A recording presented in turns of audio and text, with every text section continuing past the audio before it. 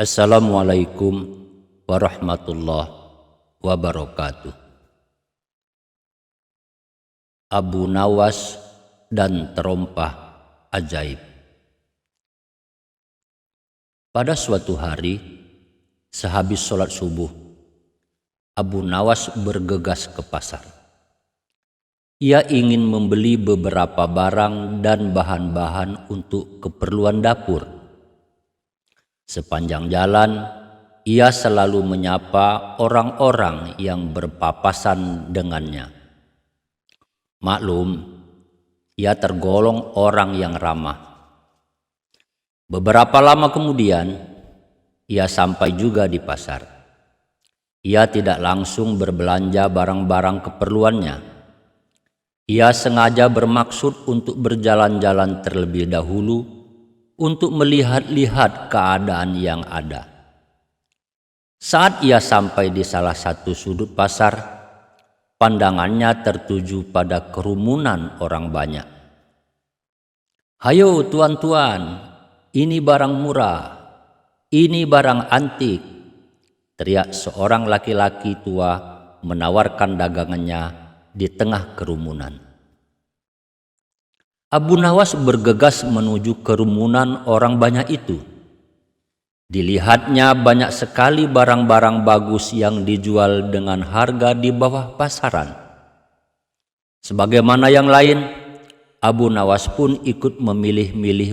Siapa tahu ada barang yang sedang diperlukan, pikir Abu Nawas. Sudah beberapa barang dilihat-lihatnya, dipegang dan diteliti dengan seksama. Namun Abu Nawas kurang tertarik. Ia segera mengembalikan pada tempatnya. "Ini barang apa, Tuan?" tanya Abu Nawas sambil tangannya menunjuk barang yang masih terbungkus. "Oh, itu," jawab pedagang tua. "Itu terompah ajaib." "Terompah ajaib?" sahut Abu Nawas penasaran. "Benar, Tuan, itu terompah ajaib yang tidak sembarangan orang memilikinya." Abu Nawas semakin bertambah penasaran. Lantas ia bertanya lagi, "Apa hebatnya terompah ajaib ini?" "Hebatnya, bila Tuan membelinya, Tuan akan dikenal banyak orang. Sebab sangat sedikit orang yang memiliki dan memakai terompah seperti ini. Begitu juga bila Tuan pada mulanya adalah orang yang tidak punya, maka akan menjadi orang yang punya." "Hebat sekali. Berapa harganya?" "Murah, Tuan, hanya 500 dinar." "Wah, itu terlalu mahal," sergah Abu Nawas. "Tapi biarlah, ini saya membelinya." Pedagang tua itu kemudian membungkus terompah ajaib dan diserahkan kepada Abu Nawas. Karena waktu itu Abu Nawas hanya membawa uang 500 dinar, ia pun langsung pulang, tidak jadi membeli barang-barang keperluannya. Pada mulanya, ketika sampai di rumah, Abu Nawas hampir-hampir saja mendapat marah istrinya. Sebab istrinya telah cukup lama menunggu kedatangannya dengan membawa bahan-bahan makanan untuk dimasak hari itu. Tetapi yang dibawa hanya sebuah terompah. Saat istrinya akan marah, Abu Nawas kemudian menghibur. "Maafkan aku, istriku. Aku belum berbelanja untuk keperluan makan hari ini, tapi aku membawa sesuatu yang bisa membuat kita sebentar lagi menjadi orang yang terkenal dan kaya mendadak." Sambil mengeluarkan terompah ajaib itu dari bungkusannya, Abu Nawas terus menghibur istrinya. "Lagi pula, untuk keperluan masak hari ini, kita kan bisa membelinya di toko yang dekat dari sini." Mendengar perkataan Abu Nawas yang demikian, istrinya pun bisa menerimanya. Beberapa hari telah berlalu. Abu Nawas terus menunggu. Dalam pikirannya, sebentar lagi ia benar-benar akan menjadi orang kaya dan terkenal. Hari berganti hari, hingga sampai 1 bulan sudah ia menunggunya. Namun, saat-saat yang dia impikan itu tetap saja tak kunjung jadi kenyataan. Akhirnya, Abu Nawas memutuskan untuk memakai terompah ajaib itu kemana saja ia pergi. Sampai-sampai orang banyak mengenal bahwa terompah ajaib itu milik Abu Nawas. Namun anehnya, setiap kali Abu Nawas memakai terompah tersebut, setiap kali itu pula kakinya lecet, terluka. Maklum, terompah itu sangat kasar sekali buatannya. Barangkali karena sangat kasar ini pula yang menyebabkan banyak orang tidak mau membelinya. Bila boleh dikata, hanya Abu Nawas sendiri yang memiliki terompah seperti itu. Karena setiap kali dipakai, terompah itu selalu melukai kakinya, Abu Nawas pun kemudian berniat untuk membuang saja terompah tersebut. Ia lalu melemparkannya ke atas genteng. Sengaja ia melemparkannya ke sana karena siapa tahu terompah itu bisa dimanfaatkan lagi. Tetapi karena saat melempar itu terlalu keras, genteng rumahnya banyak yang pecah dan rontok jatuh ke tanah. "Terompah membawa sial," ucapnya.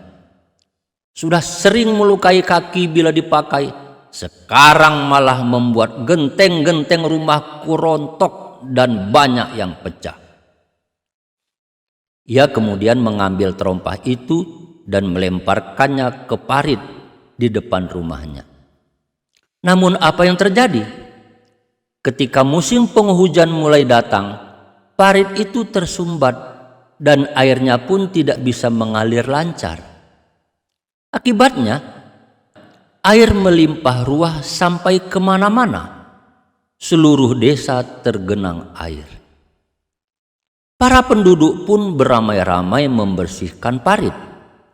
Hingga sampai akhirnya salah satu di antara mereka ada yang melihat sesuatu yang menyumbat jalannya air.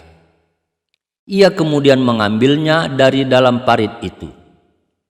"Ternyata terompah ini yang menyebabkan kampung kita menjadi banjir," kata orang itu sambil menunjukkan kepada teman-temannya. "Ini kan terompah milik Abu Nawas yang sering dipakai itu," sahut yang lain. Karena itu Abu Nawas pun kemudian mendapatkan marah dari para penduduk. Sementara Abu Nawas sendiri hanya bisa diam saja. Sebab bagaimanapun juga ia telah bersalah membuang terompah ajaib itu ke dalam parit. "Terompah ini sekarang membawa kemalangan lagi buat saya," desah Abu Nawas. "Saatnya kini aku harus menyingkirkannya jauh-jauh. Namun bagaimana caranya ya?"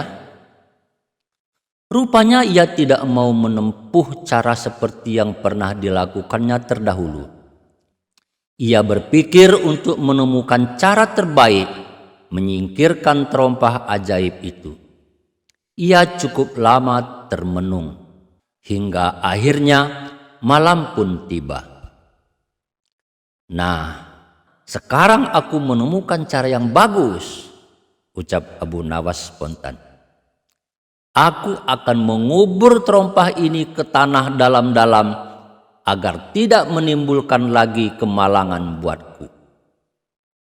Malam itu juga Abu Nawas berniat untuk menguburkan terompah ajaib. Ia tidak mau lama-lama lagi bersamanya. Abu Nawas kemudian keluar dari pintu belakang rumahnya. Sengaja berbuat demikian karena ia tidak ingin ada orang lain yang melihat apa yang sedang ia kerjakan. Tak lama kemudian, ia sudah memasukkan terompah itu ke dalam lubang galian. Setelah selesai menimbunnya dengan tanah, ia pun bergegas kembali masuk ke dalam rumah. Hatinya merasa lega, sebab sesuatu yang membuatnya sial telah disingkirkan dari hadapannya. Akan tetapi tanpa sepengetahuan Abu Nawas, terompah ajaib itu telah digali dan diambil oleh pencuri yang sejak lama memperhatikan apa yang telah dikerjakannya. Pencuri itu mengira bahwa Abu Nawas menimbun emas yang cukup besar. Karena malam itu sangat gelap sekali, pencuri itu pun langsung membawanya pergi tanpa mengetahui barang apa sebenarnya yang ia bawa. Dalam hatinya cuma ada satu, yakni ia telah mendapatkan emas yang cukup besar. Namun ketika pencuri itu sampai di depan rumah penduduk yang ada lampunya, ia baru menyadari bahwa yang dibawanya itu bukan emas. Astaga, ternyata hanya sebuah terompah biasa, teriak pencuri itu yang langsung membantingnya. Karena pencuri itu belum mendapatkan barang sedikit pun yang bisa dibawa pulang, akhirnya untuk melampiaskan kekecewaannya itu, ia pun kemudian mencuri dan menguras habis barang-barang yang ada di dalam rumah yang ada lampunya tersebut. Keesokan harinya, si pemilik rumah itu terkejut bukan main. Semua barang yang ada di dalam rumahnya telah habis dibawa pencuri. Ia kemudian memeriksa sudut-sudut rumahnya dengan harapan masih ada sesuatu yang berharga tercecer. Selang beberapa saat kemudian, pemilik rumah itu menemukan sesuatu yang tergeletak di halaman rumahnya. "Ini kan terompah ajaib milik Abu Nawas," ucap orang itu yang masih mengenal siapa pemiliknya. "Mengapa ada di sini? Jangan-jangan yang mencuri tadi malam adalah Abu Nawas," pikirnya lebih lanjut. Bersama-sama orang kampung lainnya, pemilik rumah yang kecurian itu kemudian mendatangi rumah Abu Nawas. Ketika sampai di rumahnya, Abu Nawas terkejut bukan main karena telah dituduh sebagai pencuri. "Bila aku yang mencuri, apa buktinya?" sergah Abu Nawas. "Ini buktinya," jawab pemilik rumah yang kecurian itu sambil menunjukkan terompah ke hadapan Abu Nawas. "Bukankah ini terompah milikmu yang tertinggal tadi malam saat engkau mencuri?"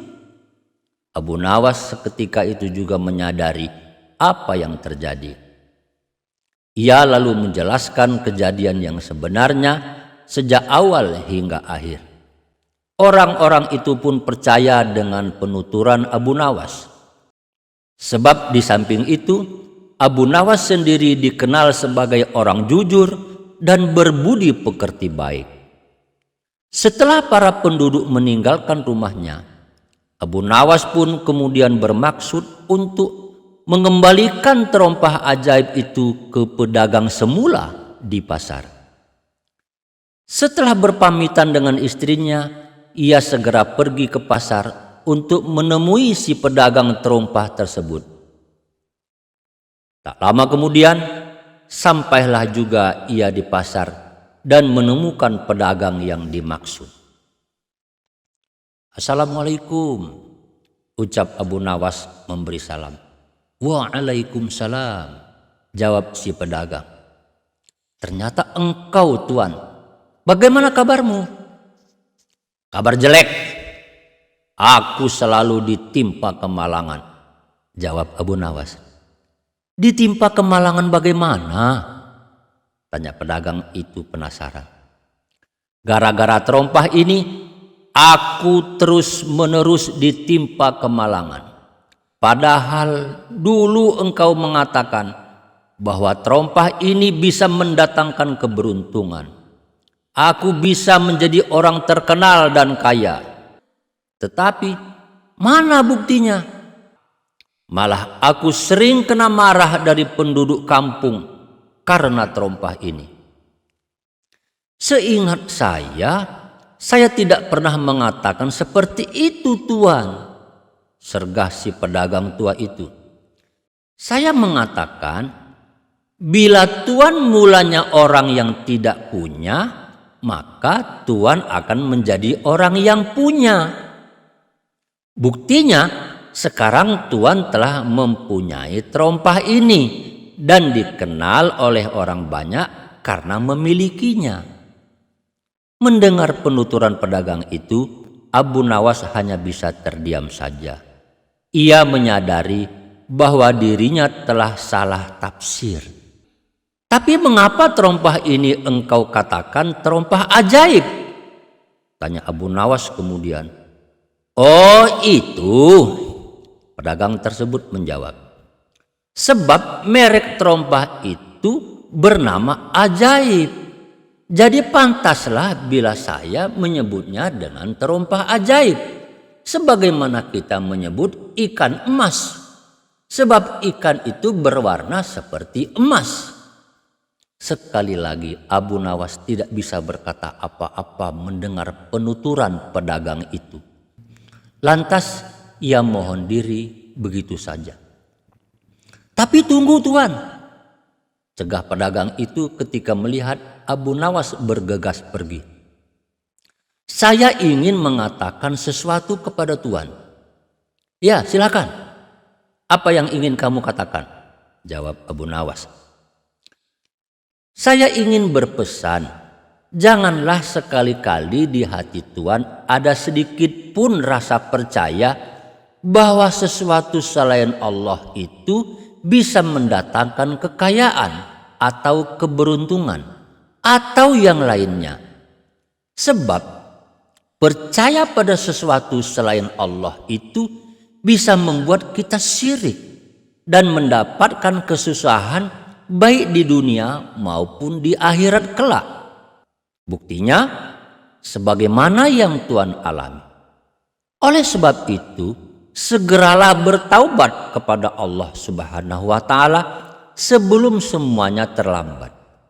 Sebab bagaimanapun juga syirik seperti ini jarang sekali bisa kita sadari, kecuali hanya hamba-hamba Allah yang selalu berserah diri kepadanya. Mendengar penuturan seperti itu, Abu Nawas baru menyadari kesalahannya.